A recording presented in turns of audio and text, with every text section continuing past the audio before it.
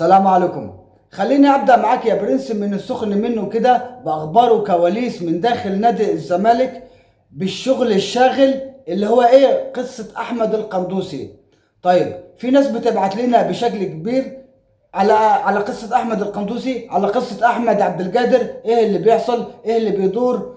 انا امبارح اتكلمت معاكم وقلت لكم ان نادي الزمالك مش الاولويه بتاعته اللي هي الصفقات. الاولويه بتاعته ان هو ياخد الكونفدراليه، ياخد الدوري، مع دفع المستحقات بتاعت اللعيبه، مع رفع ايقاف القيد، مع الصفقات. حاجه حاجه وهنمشي بالتدريج. تمام. انتوا عارفين ان الميركاتو بيشتغل بدري بدري، وان الميركاتو بيكون محتاج حد دارس وفاهم. وانا لو سالتني، لو سالت اي زملكاوي وقلت له ان الزملكاوي الزمالك محتاج زي صفقات ايه،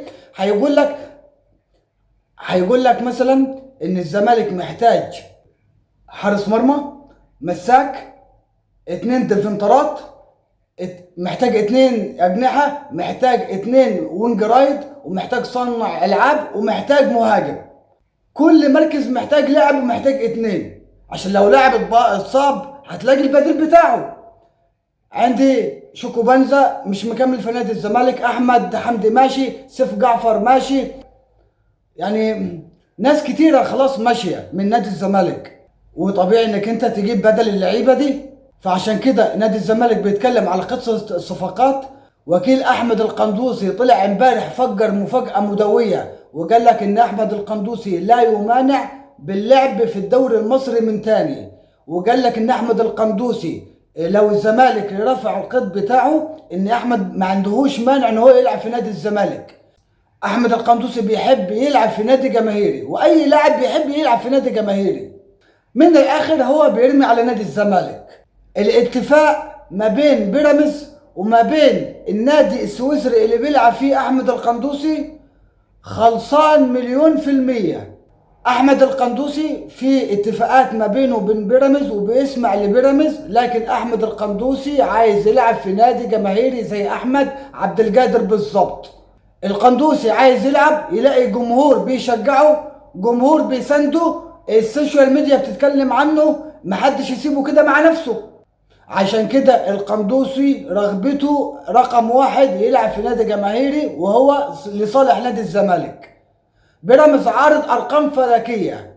طيب نادي الزمالك، وده اللي هيحصل باذن الله 1000000% لما يرفع القيد، ان احمد القندوسي هيكون على رادار نادي الزمالك. طب احمد القندوسي وقع لنادي بيراميدز؟ لا، انا بقول لك احمد القندوسي لم يوقع لاي نادي لحد الان. بتقول ايه؟ انا بقول لك احمد القندوسي لم يوقع لاي نادي لحد الان، غير لما يشوف نادي الزمالك هيرفع القيد ولا لا، نادي الزمالك ايه ظروفه، نادي الزمالك عند الاتفاق بتاعه ولا لا، نادي الزمالك ممكن يرجع في كلامه لا قدر الله ولا لا. باختصار احمد القندوسي عايز يلعب في نادي الزمالك، ونادي الزمالك عايز احمد القندوسي. طب الزمالك هيعمل ايه في القيد؟ هيرفع القيد 1000000%، ولكن الزمالك مش هيرفع القيد دلوقتي. الزمالك عنده مهلة أخيرة لحد الأقصى يوم 31/5 يكون رفع القيد. الزمالك قبل الكلام ده بأسبوع ولا 10 أيام يكون رفع القيد قبل الوقت ده إن شاء الله. فأحمد القندوسي مش هيحسم مصيره إلا في نهاية الموسم إن شاء الله. نهاية الموسم علينا وعليكم بخير. احمد القندوسي يبتدي يحسم خصيته لنادي الزمالك، او مثلا هيروح لاي نادي تاني ولا لا. جمهور الزمالك منقسم ما بين مؤيد وما بين معارض.